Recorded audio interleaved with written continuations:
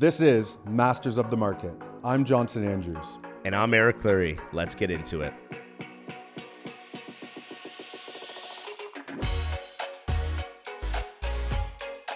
Welcome everyone to Masters of the Market. We truly want to say thank you for joining us on this journey. I want to make sure that we make note of the fact that this is our very first episode. And we might need to be ironing out some kinks as we go, and it's not going to be perfect. Just like trying to become a master of anything, it's never truly attainable, but the real goal of this podcast is trying to bring value to everyone so that you can piece things together to get as close to that mastery level as possible. Educate, inform. Yeah. And so for today's episode, I think the main thing we wanted to focus on is why we're starting this podcast. And I think, Eric, you're a very, very articulate person. You are also very blunt.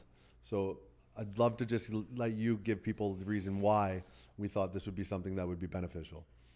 Yeah, and to not come across too arrogant, but to be blunt and get to the point. You know, podcasts have become very popular, you know, from major ones that have millions of listeners to these smaller entry-level ones, which is what this is. Yeah. We're in the market. I'm a top realtor. He's a top mortgage broker. We are in the scene and we understand who's doing what. And when you have so many people, and I don't want to sound sort of overly negative and critical when somebody's trying to do something they're passionate about and make content and become, but when you have people creating shows and speaking as experts who have very little experience or very little, understanding of these topics, it could be very misleading. And I personally, because of the fact that I deal with investors, I've dealt with tons of people that have been given horrible advice. Or see a good TikTok that says, hey, go get a credit card, cash advance it, and now you have a down payment. Yeah, like, you know, I personally, like I lost almost $2,000 when I first got into crypto. Like, I got scammed, and it made me want to go, like, read and learn and understand it, you know. So but why'd you lose the $2,000? Because did you see something online that made it seem very easy? Yes, and I paid attention to the wrong person. And that was almost the trigger, I think, that led us to having the conversation of maybe us doing something like this, right? Yeah, and just, you know, again, we're not perfect, and we're never going to sit up here and say we're perfect. Have we built successful companies? Do we help hundreds of thousands of people between the two of us? Do we work closely together? I'm excited to talk about our relationship as this goes on. We just wanted to bring you some real life experience and value and real stories of local people, right? That's the other thing is, you know, there's a lot of podcasts in Toronto. We wanted to, and there's some podcasts here in the Niagara region, you know, shout out to Sean DeLotte and those guys. They do a great job. Yep. You know, I just did a podcast with them a couple weeks ago. Same. You know, we wanted to do that in our world and speak to some of the things that we see every day. From investments to regular home buyers to listings to how the market's shifting, and do it in a way where we're two young guys, we've each got 2 kids, how we manage that, how we keep our level and our standards at the height that we want to keep them at while still balancing and managing everything that life can throw at you. And I feel like sitting in this chair, I don't need to practice. I don't need to come with scripts. I can just sit, look at this camera, and talk about the things that I deal with every day. And maybe there's something that I can say on this podcast that will help somebody. And if I'm really lucky, it will help a lot of people. And I think that's the honest reason why we're sitting here today and why we're so passionate about doing this. And that, like, at the end of the day, there's no secret sauce or wizardry in terms of what we do. A lot of it just comes back to the basics and doing the basics very, very well. Yep. Right? And I think the other cool part about what it is that we do on a daily basis is that we've gotten to meet tons of people that have built many different types of businesses, that have lived very fascinating lives, that can come on this podcast and just show you the different ways that you can maybe find happiness or just develop a mindset in which that you can use to find success. Help you dip that toe into something new, right? Like, I'm diversified. I'm not a pro in all these areas. Like, I'm definitely not going to sit and call Johnson and be like, man, time to talk stocks.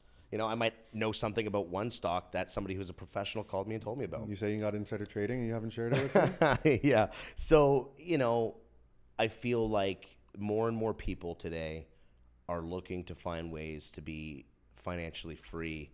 And I think financially free isn't just I can go buy 10 cars. It's I can be on the beach with my kids and my bills are paid and my money's growing and, you know, I'm securing that part of life, which is so important, right? Like, you know, unfortunately, money as a metric is just such a vital piece of sustainability.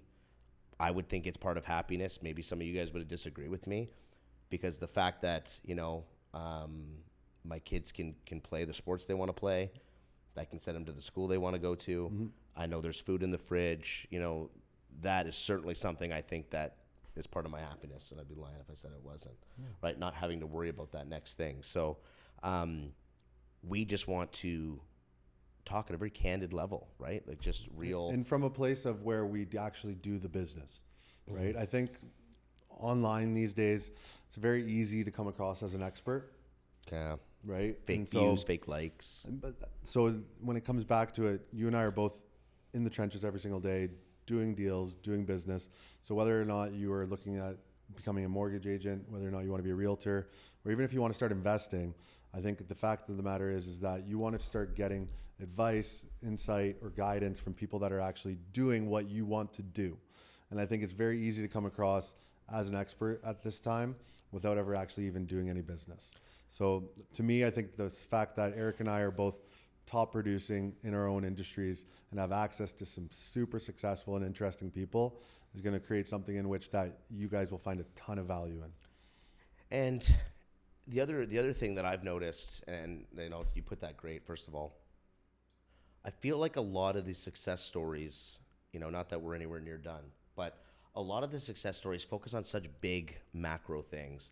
And I feel like the most valuable information you can provide someone is the boring basic stuff that you got to do on a Tuesday morning when you're first starting out, or the late nights till 1, 2 a.m. And yes, people talk about, oh, I grinded 100 hours. It's like the Instagram what does that mentality look like? Of like immediate satisfaction, like, right? You know what I mean? Gratification. Like, you know, eating half a sandwich because you have so many, like, you know, you made so many phone calls that day, you literally can't eat your full meal. You eat half, get on the next phone for 2-3 hours, eat another half.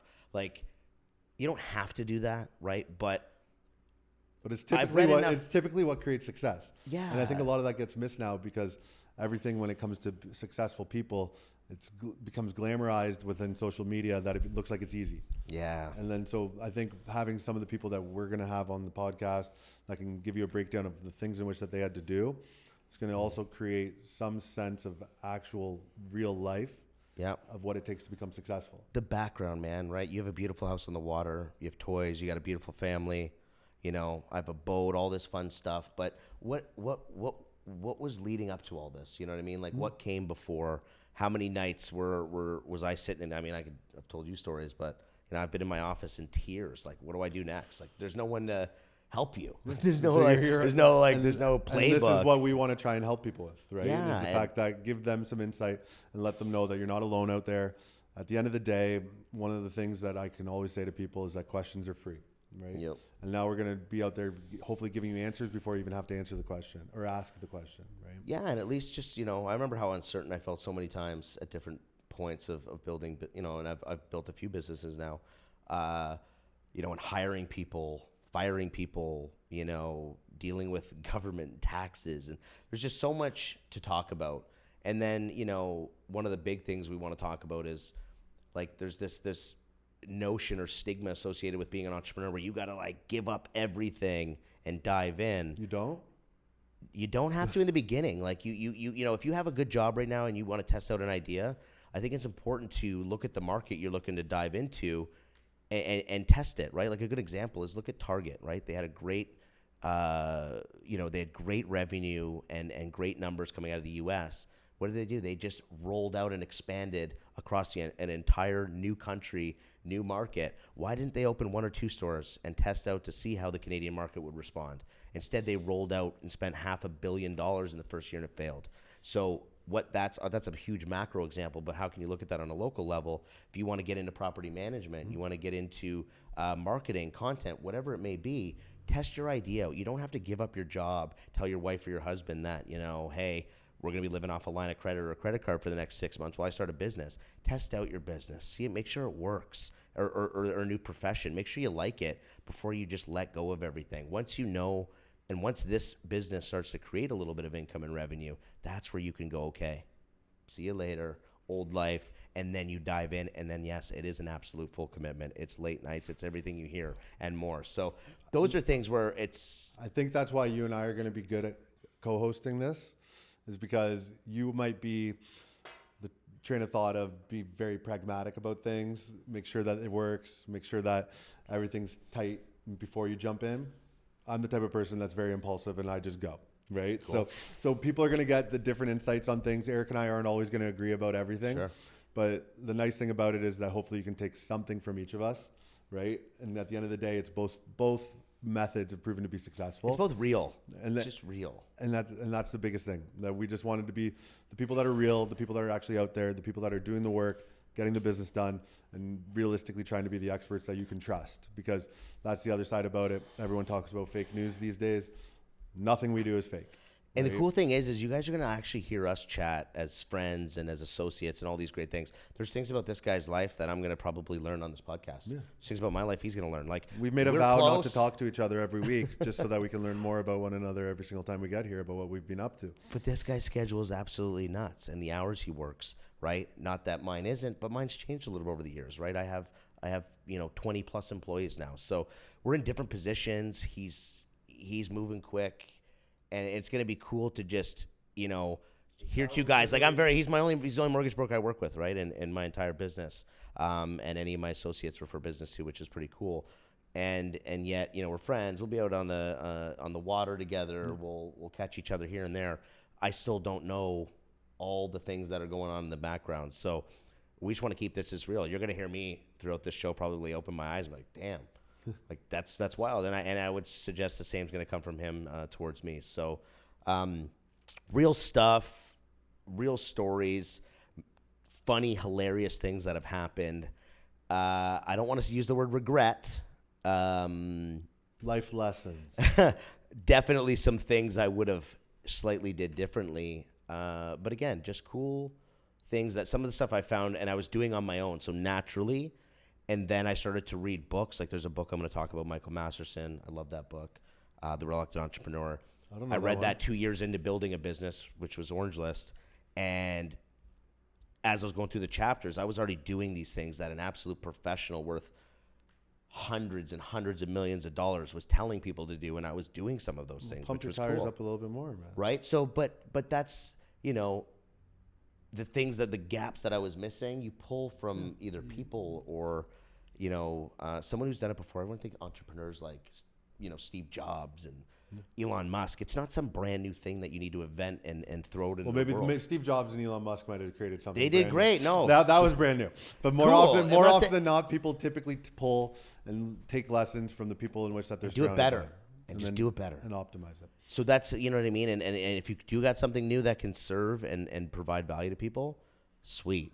I'm just, my businesses, and you're included in that, come from what do other people do and how can I do it way, way better? And I think that's a huge reason as to why I'm successful.